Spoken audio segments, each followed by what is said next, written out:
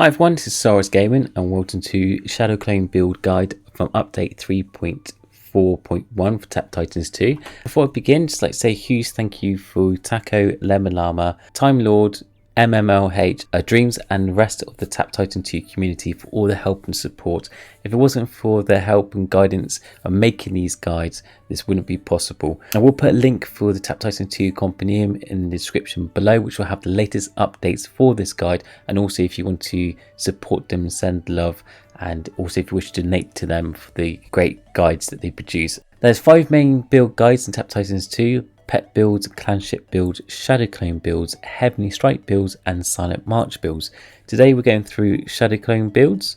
Shadow clone builds are lazy man builds for active players. You just need to keep your skills active from time to time. It does require the most artifacts and specific mythic sets to be at any decent at push and power and speed. Mostly used by late game players due to needing decent mana regeneration and damage to skip through the bosses. So welcome to shadow clone builds. Skill point ranges. Shadow clone builds require at least 300 skill points.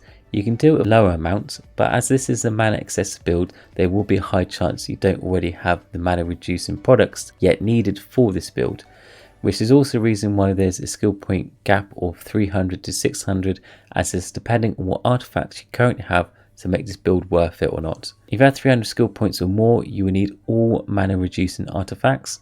If you have 600 skill points or more, you just need some mana reducing artifacts and high mana regen pets. Which pets did I use? Equip the lowest level one of these, which is all damage or all gold. Lowest level because higher passive and smaller actives will grant more damage than higher active and lower passives.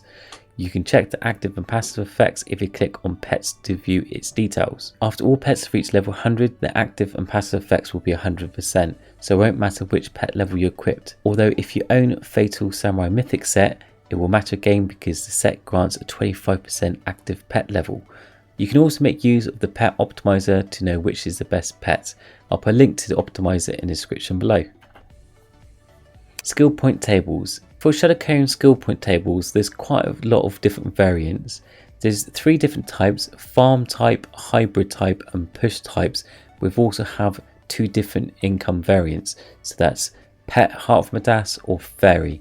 So there's 2 different incomes for the 3 different types of builds, giving you 6 different tables, also for beginners and mid players. So I'm going to start with pet, heart of Midas for beginners, and this will start with the farm build type. Before we begin, the reduced SP count display doesn't take into account the cost of Eternal Darkness skill. So as you can see on Eternal Darkness is marked with X all across the board. Now you can directly use this build independently of your ED level. There are 2 cases you can do it. So without the Ruthless Necromancer set, use the Splash Multiplier chart, which I'll put a link in the description below, to know if you should use Ambush or Eternal Darkness for 3 hits per stage. But if you do have Ruthless Necromancer set, use the coffee calculator, which I'll also put a link in, to know your Eternal Darkness level. Now once you know your Eternal Darkness level, you need to subtract the accumulated SP cost of your Eternal Darkness to your in-game SP count, and the remaining SP count is what you directly use in the columns of this chart. So say the coffee calculator shows that you need to have 22 skill points in Eternal Darkness and you have 122 skill points. You deduct the 22 skill points for ED, leaving you 100 skill points, and then on the chart shown on the screen, you just look at which column is the closest, which will be 94, and then you set your skill points to what's shown on the screen. Now the numbers indicated red, I'll show you where there's going to be an increase in the next column. This shows when you've got skill points from 30 to 208. This is the medium range to late range when you have skill points 229 up to 1031. And this is for farm build. This is for mid to late game players chart. So this is the same Shadow Clone farm build, pet, heart of Midas income, and this is if you've got skill points from 1149 up to 2469. Now if you wish to have a hybrid build, which will give a bit of pushing and a bit of gold income, so best of both, it's exactly the same. First you've got to check if you've got Ruthless Necromancer set? If you haven't, use the Smash Multiplier chart in the description below. If you have, use the coffee calculator, work out your ED level, then subtract the skill points from your total skill points and follow the chart on the screen. And this is if you got between 1200 skill points to 2462 skill points, then you follow the chart on the screen. Now if you wish to use a Shadow Clone push build but with a part of Midas income, then you use the same method as before. Check if you've got Ruthless Necromancer set or not, and then use the link below to work out your ED levels or your skip levels. If you're at the early stage and you have 236 skill points and 1557 skill point range, then use this chart on the screen. If you're between 1241 up to 2497, then use this chart on the screen. Now if you wish to use a fairy income, it's exactly the same as before. So this starts from 37 to 152. You still need to work out your ED depending if you've got Ruthless Necromancer or not. But once you have, subtract the points and then follow the guide on the screen. If you wish to use a Shadow Clone farm build with a fairy income and you have between 171 to 929 skill points, then use this chart as shown on the screen. If you've got between 1024 and 2452 skill points, then use this one. And if you wish to choose a hybrid build and you're beginning between 174 to 944, use this chart on the screen. And this is for towards the late game players. If they have between 983 skill points to 2456 skill points, then use this skill table. Now if you wish to use a Shadow Clone push build for fairy income and you have between 174 to 999 skill points, then use this skill chart, and remembering to subtract your Eternal Darkness skill points to what you currently have. And finally, if you're between 1041 skill points to 2495 skill points, then use this chart. Now at any point you can pause the videos to look through all these charts. I know there's quite a few to go through. You can also download a copy of this guide for free from a website, which is www.soulrisegaming.uk. So you can get a PDF version of this downloaded to your phone, tablet or computer. You can go through it in much better quality than a video if you wish to. Shadow Clone gold sources. There's three main gold sources: Pet Heart of Midas, Fairy Gold and Cheston Gold. Pet Heart of Midas, a Shadow Clone with Pet Heart of Midas is a great gold source, and its consistency is great for hybrid and push builds, but not the best for farming. If you choose to do Fairy Gold source in Shadow Clone, it's not really recommended for low skill point players, as you need to invest wasted skill points into the Night Tree. Only recommended for players over 700 skill points or more. For those players, it does make a great gold source for pushing builds. Now if you choose Cheston Gold, it's the best source for Shadow Clone builds, as it can be less active than the Fairy Gold source. Remember, this is a layman's build. Again, it's recommended to wait until over 700 skill points so you can afford to unlock it enough of the skill tree. Main skills for Shadow Clone build: there's Phantom Vengeance. This is the #1 skill for Shadow Clone build. It will increase your Shadow Clone attack damage and attack rate. Note, the attack rate increase will not increase your Shadow Clone's ability to cast Mana Siphon or Lightning Strike. Eternal Darkness. This skill will allow the Shadow Clone to snapshot the highest possible damage that you have acquired. This means it will save that damage and it will not decrease even when your skill runs out. Any skill but Shadow Clone and Deadly Strike. This skill also increases the duration of Shadow Clone active skill, and it gives Smash Skip, and this Smash Skip is mostly used when the player has Ruthless Necromancer Mythic set. Dimensional Shift increases the primary effect and skill duration of all active skills when Shadow Clone is active. This boost will be lost whenever Shadow Clone runs out. Lightning Strike. This skill can be activated through Shadow Master's attack, which is taps, or Shadow Clone attacks. This skill can be used when you have one of your 6 active skills activated, and this skill can reduce a portion of the Titan with each activation, but it can never kill a Titan on its own. Additionally, it cannot be boosted by perks or by anchoring shots stunning Titans. Shadow Assassins allows your Shadow Clone to deal deadly strike damage. Note, Deadly Strike damage done by Shadow Clone attacks will not be displayed in green text like Sword Master attacks are displayed. Deadly Strikes should be active in order to get this boost. Ambush. Ambush gives you more multi-spawn count and chance. Multi-spawn titans vary from 4 if you have ambush at 0 or 24 if you have ambush at 10. Equipment to use, and this is secondary stats in order of importance.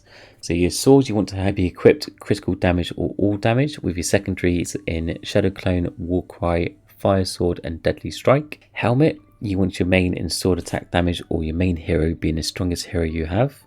And your secondary in ground hero damage, boss damage and flying hero damage. Now if you used Shadow Clone, Chesterton and Fairy Gold build, you want to equip Chesterton Stealth or Gold suit and your secondaries in the Hand of Midas Gold and Fairy Gold. But if you wanted to use the income and pet Hand of Midas Gold build, you want to equip Boss Stealth or All Gold suit and your secondary in the Hand of Midas Gold or Heart of Midas Gold. Your aura, you want your sword or slash primary boost, whichever has the highest multiplier. And your secondary in Chesterton chance, 10 times chest or 10 times boss, and multiple fairy and many mana. And finally slash, you want your Shadow Clone damage equipped, and then your secondary in portal chance, all probability, critical chance and deadly chance. Now main artifacts to use, the main Shadow Clone artifacts ranked from highest to lowest. So you want your Drunken Hammer, your Samosuke Sword, your Strife's Piece, your Hero's Blade, the Sword of Storms, the Fury's Bow, Charm of the Ancients, Tiny Titan Tree, Helm of Hermes, Orion's Charm, Titana's Scepter and Elixir of Eden. The quality of life artifacts are artifacts that have max levels, normally maxed at about 40. These are recommended to have at full max level as you can to get the full effects from the artifacts. Now first one is the Hourglass of Impatience, which gives you a minus 80% on all active skills cooldown. Then you have your Phantom Timepiece, which gives you a plus 30 seconds to all active skill duration. You've got your Forbidden Scroll, which is plus 60 seconds to Deadly Strike duration. Your Ring of Fidelity gives you plus 60 seconds of Hand of Midas duration. Your Glacial Axe, which is plus 60 seconds Fire Sword duration. Your Aegis, which is plus 60 seconds Warcry duration. Your Swamp Gauntlet, which is plus 60 seconds Shadow Clone duration. Your Glove of Kuma, which is minus 30 Deadly Strike mana cost. Your Titan Spear, which is minus 40 Hands of Midas mana cost. Your Oak Staff, which is minus 30 Fire Sword mana cost. Your Arcana Cloak, which is minus 40 Warcry mana cost. And your Hunter's Ointment, which is minus 40 Shadow Clone mana cost. How to level active skills. If you can't maintain your 5 main active skills at max level since the beginning, you should instead use them at level 1. Whenever your damage is not quite killing titans or bosses anymore, max out your Shadow Clone and Deadly Strike. After that stops killing titans, follow up with max Hand of Midas, and lastly you want to max out your Warcry and your Fire Sword. You can leave Deadly Strike locked for all the run, just to avoid fairies dropping useless stuff for you. Mostly if you have issues with maintaining your skills active on all your run, you want the fairies to drop some of the skills as well. To break down, playing Shadow Clone build is the easiest thing, that's why it's known as the lazy man's build. All you need to do is keep activating your active skills. If you have mana problems, best to leave all your skills at level 1. As mentioned before, maxing out your Shadow Clone and Deadly Strike, and if it doesn't stop killing titans, then max out the Hands of Midas, and lastly max out the Warcry and Fire Sword. Now you can swap to a speed run by putting skill points into Ambush, ideally to 10, or Eternal Darkness if you have Ruthless Necromancer Mythic set. This will take power from your pushing build, so bear this in mind. I hope this video has been helpful. If you have enjoyed this video, please like and subscribe for more Tap Titan 2 content. I will be releasing Tap Titan videos every Tuesday and other mobile game guides on Thursday, and you can see me stream on Twitch or YouTube every Sunday between 8 and 9 GMT time. I hope this helped. Thanks for watching. I hope you have a great day. Take care. Bye. Hi everyone, I'm pleased to announce that the webpage for Soulrise Gaming is now live. If you go to www.soulrisegaming.uk, you'll come to this new website edition. I'll quickly run through all the amazing features and displays just for you guys. So on the home page, it will have all the latest news. So I have my latest guides displayed. Also to quick updates of all the games and the current news and the updates of my social medias on the home page. Or you can go to About and News, which will tell you all about any new artists or developments or guides or any people working on projects on myself and any special things that happen. Sometimes there might be certain special events I might attend to, so check out this page. And the next exciting thing is the guide section. Now at the moment I'm covering Tap Titans 2 and Cyber Hunter. I will be covering more guides coming soon, but with each guide has a fully in-depth video tutorial. As you've probably seen my video before, they're all detailed bullet point PowerPoint guides with video animations, and each guide I do will have a downloadable PDF for you to take away. So each guide will on this website you can download for free straight to your computer, tablet or phone. All of this is for you. Also, if you have any questions, you can contact me live on this chat function at the bottom of every web page. Just click on this. You can do attachments, emojis, or message me directly. If I'm online, I'll speak to you straight away. If not, I'll reply as soon as I can. So there's a live chat function on every page, and also there is a merchandise store, so check it out. So there'll be wonderful limited edition art available just for this store. I've got several artists working on it. I'm quite excited about the new designs and features that are coming up. So if you want to keep up to date with all the news information, check out soulrisegaming.uk, also for the free video guides and PDFs for you to download and take away. I hope this has helped, and I'll speak to you all soon. Take care. Bye.